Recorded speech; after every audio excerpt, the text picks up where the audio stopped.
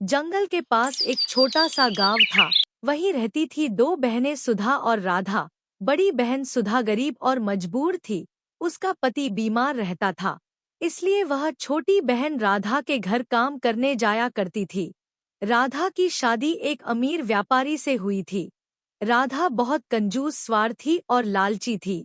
वहीं सुधा जल्दी से अपने घर का काम खत्म करके छोटी बहन के घर काम करने पहुंचती है। दीदी, आज तुम फिर लेट आई हो। लगता है तुम्हें इस समय की कोई परवाह नहीं है। जब तुम देर से आती हो तो घर का काम भी रह जाता है। इतने बड़े घर की सफाई कौन करेगा? माफ करना राधा, तुम तो जानती हो कि मेरे पति की तबीयत खराब है। ऊपर से रात को मेरी बेटी भी बीमार हो गई थी, जिसकी वजह से आने में देर हो गई। तुम फिक्र मत करो, मैं जल्दी से सारा काम खत्म कर दूंगी। अच्छा, पहले आंगन की सफाई कर दो, उसके बाद जाकर रसोई का काम देख लेना। और काम एकदम सही होना चाहिए। सुधा तुरंत काम पर लग जाती है। सबसे पहले राधा के घर का आंगन साफ करती है। सारे कमरों में झाड़ू पोछा करती है।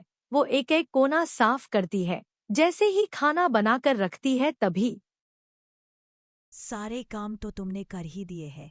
अब एक काम करो, अब ये कुछ चावल है, इसमें से अच्छे अच्छे चावल चुनकर साफ कर दो।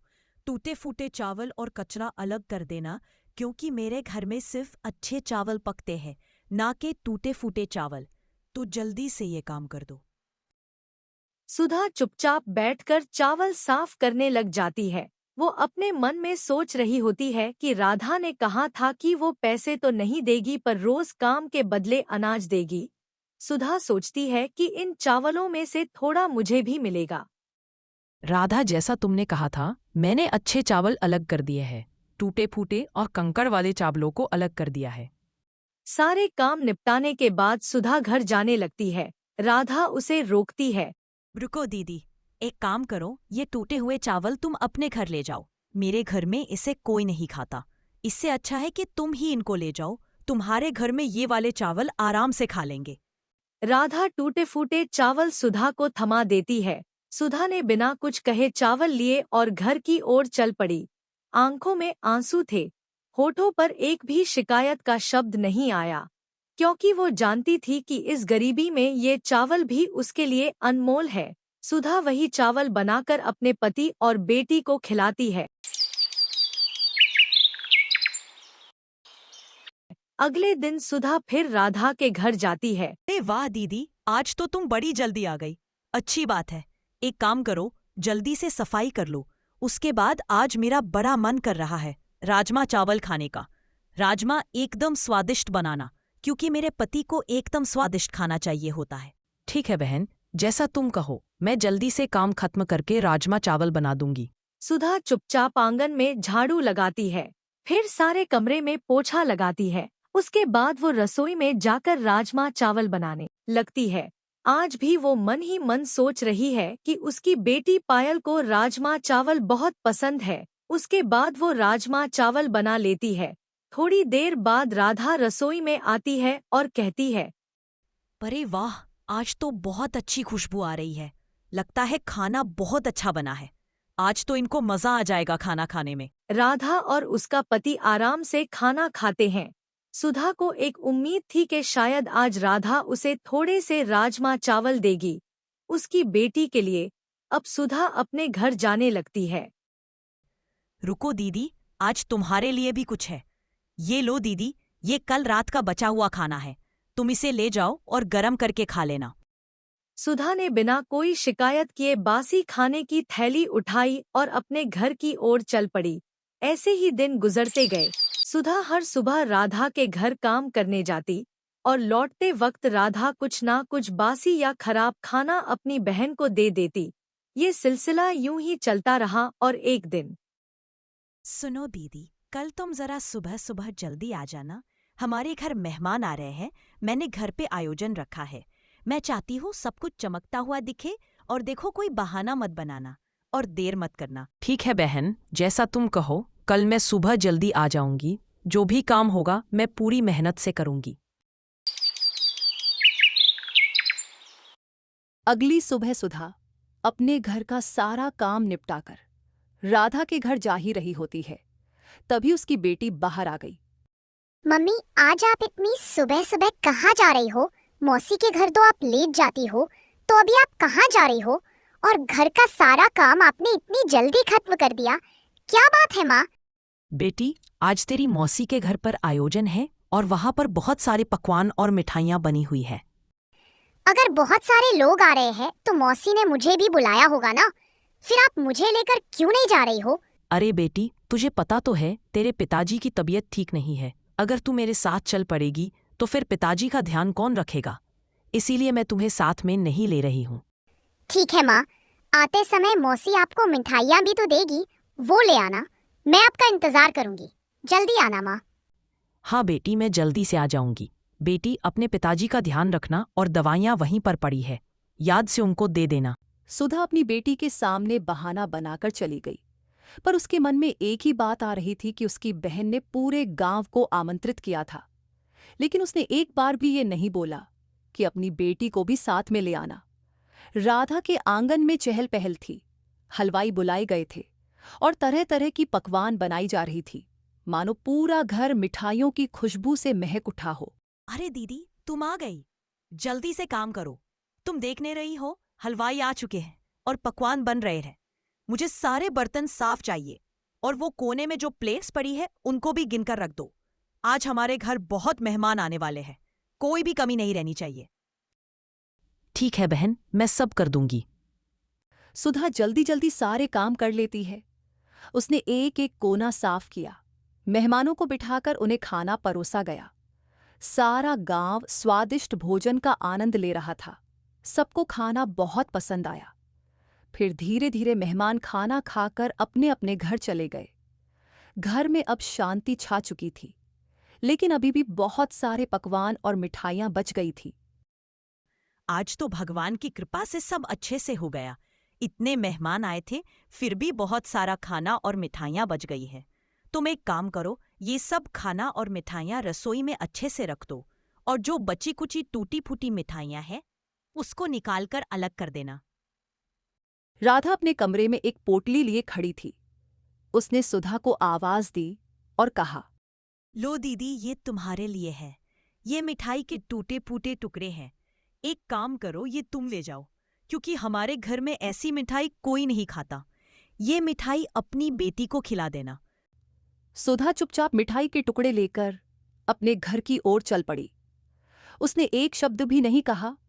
आज वो जान गई थी कि उसकी बहन बहुत ही स्वार्थी है, उसमें इंसानियत नाम की कोई चीज नहीं है। सुधा जब जंगल के रास्ते से जा रही थी तो वो एक नदी के किनारे बैठ जाती है और जोर जोर से रोने लगती है। अब मुझसे ये गरीबी, ये बेबसी में ही सही जाती। हर रोज अपमान झेलते झेलते मैं थक चुकी हूँ। ऊपर वाले को भी मुझ पर दया नहीं आ रही। मैं जाऊं तो जाऊं कहाँ, कुछ समझ नहीं आ रही। मैं अपने जीवन से तंग आ गई हूँ। मैं नहीं चाहती कि मेरी बच्ची मेरी आंखों में आंसू देखे। आज भी वो मासूम मेरा इंतजार कर रही होगी कि माँ मिठाई लेकर आएगी, लेकिन मैं तो बस ये शक्कर का चूरा, टूटी फूटी मिठाइयाँ लेकर घर जा रही हूँ। क्या जवाब दूंगी मैं अपनी बेटी को कि उसकी मौसी ने ये भेजा है तेरे लिए? भगवान, कुछ तो दया कीजिए मुझ पर, मैं अब और नहीं सह सकती। उसकी आवाज सुनकर एक जादुई मछली वहां आ जाती है। सुधा का हर शब्द जादुई मछली सुन रही थी। रो मत बेटी, मैं सब जानती हूँ। तेरे दिल की ईमानदारी और नेक नियत ही तेरा सबसे बड़ा धन है। तुम बात कैसे कर रही हो? कौन हो तुम? हाँ बेटी, मैं एक जादुई मछली हूँ। मैं सब जानती हूँ कि तुम्हारी बहन तुम्हारे साथ कैसा बर्ताव करती है, पर तुम चिंता मत करो, सब ठीक हो जाएगा। अब तुम घर जाओ। सुधा रोते रोते वहां से चली जाती है और जादुई मछली के चारों ओर एक तेज रोशनी फैलने लगी। अचानक से जादुई मछली एक नन्ही परी में बदल जाती है। सुधा जैसे ही अपने घर के बाहर पहुंचती है, उसकी बेटी उसका इंतजार कर रही थी। आंखों में चमक और चेहरे पर उम्मीद थी। माँ, आप आ गई, देखो ना, मैं कब से आपका इंतजार कर रही थी।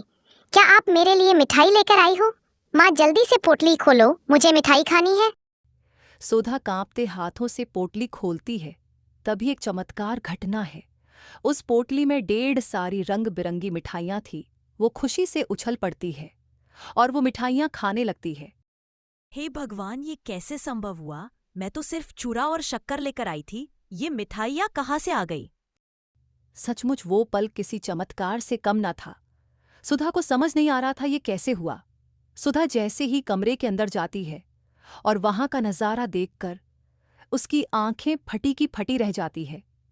उसका घर सोने चांदी से भरा हुआ था। इतना ही नहीं, उसका बीमार पति, जो महीनों से बीमार पड़ा था, अचानक ठीक हो जाता है। हे भगवान, ये सब क्या हो रहा है? और ये सोना चांदी ये कहाँ से आया?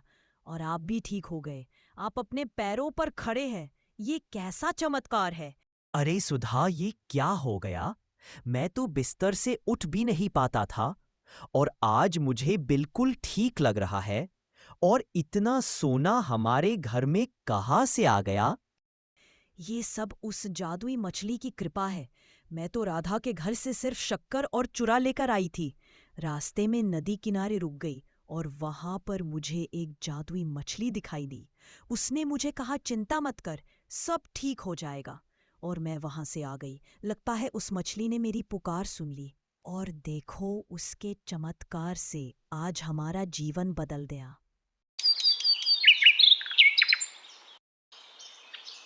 अगले ही दिन सुधा और उसका परिवार गांव में बने सुंदर आलीशान घर को खरीद कर उसमें रहने लगते हैं। 3 दिन बीत चुके थे। सुधा अब अपने नए जीवन में बहुत ज्यादा खुश थी। उसके चेहरे पर अब चिंता नहीं थी, बल्कि खुशियों की चमक थी। उसके पति की तबीयत अब ठीक हो चुकी थी, इसलिए वो फिर से अपने काम काज को संभालने लगा। उधर राधा अपने घर में बैठी सोच में डूबी हुई थी कि आखिर सुधा काम पर क्यों नहीं आ रही है। राधा ने अपने नौकर को आवाज दी और कहा, तुम अभी जाकर देखो कि सुधा काम पर क्यों नहीं आ रही है। राधा का नौकर जी हुजूरी करता हुआ सुधा के घर पहुंच गया। जैसे ही उसने सुधा का नया घर देखा तो वो हैरान हो गया।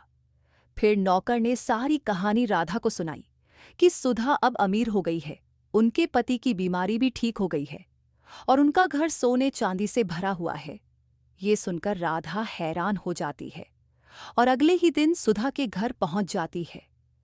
वहां पहुंचकर जब उसने महल जैसा घर देखा तो उसकी आंखें फटी की फटी रह गई। उसके मन में जलन और हैरानी दोनों थी। फिर वो घर के अंदर गई। अरे बहन, तू काम पर नहीं आ रही थी। मुझे तेरी चिंता हो रही थी, इसीलिए मैं तुझसे मिलने आ गई। पर ये सब कैसे हुआ? तू रातों रात इतनी अमीर कैसे बन गई? जरा मुझे भी तो बता, आखिर क्या हुआ ऐसा कि तू रातों रात अमीर बन गई? राधा, तू मुझे रोज जो बचे हुए बासी चावल और सब्जी देती थी, उस दिन तूने मुझे मिठाई के चूरे और शक्कर दी थी ना। मैं बस वही लेकर घर की तरफ आ रही थी। रास्ते में मैं नदी किनारे बैठ गई। वहां पर मुझे एक जादुई मछली मिली। मैंने उसे अपने सारे दुख दर्द तकलीफ बता दी और उस मछली की कृपा से सब बदल गया। अगले ही दिन राधा नदी के किनारे पहुंच जाती है और झूठे आंसू रोती है। कुछ ही देर में जादुई मछली वहां आ जाती है। हे जादुई मछली, मेरी मदद करो। मैं बहुत गरीब हूँ। मेरे जीवन में सिर्फ दुख ही दुख है। मुझे इस गरीबी में नहीं जीना है। मैं इस दुखी जीवन से छुटकारा पाना चाहती हूँ। अरे मूर्ख स्त्री, तू लालच में अंधी हो चुकी है। तेरे दिल में अपनी ही बड़ी बहन के लिए जलन भरी हुई है। मुझे सब पता है कि तेरा बर्ताव तेरी बहन के लिए कैसा था। तू उसको बासी खाना देती थी। मैं सच कह रही हूँ। झूठ मत बोल राधा, तूने अपनी बहन से ईर्ष्या की, झूठ बोला और अब लालच में आकर जीवन से छुटकारा पाना चाहती है। तो ठीक है, तेरी इच्छा में पूरी करती हूँ। तू चाहती है कि तुझे जीवन से छुटकारा मिल जाए तो ऐसा ही होगा। मुझे माफ कर दीजिए। आप सच कह रही हैं। मैं लालच में आदी हो गई थी। मुझे मत मारो। ठीक है, पर तेरे लालच का फल आज तुझे मिलकर ही रहेगा। जा, मैं तुझे श्राप देती हूँ। तेरा आलीशान घर एक झोपड़ी में बदल जाए। तेरे घर का पूरा सोना, चांदी, धन दौलत सब पत्थर में बदल जाए। तू मेरे सामने गरीब बनकर आई थी ना, अब कुदरत तुझे बताएगी असली गरीबी क्या होती है। राधा भागती भागती रोते हुए अपने घर की तरफ जाती है। उसके मन में हजारों ख्याल आ रहे थे। वो जैसे ही अपने घर के पास पहुंची, उसकी आंखों से आंसू थमने का नाम नहीं ले रहे थे। उसका घर एक झोपड़ी में बदल गया था। राधा ने रोते रोते सारी बातें अपने पति को बताई। उसका पति बहुत दुखी हुआ और वहां से चला गया। आज राधा के लालच की वजह से उसने सब कुछ खो दिया, धन दौलत, पति का प्यार, सब कुछ।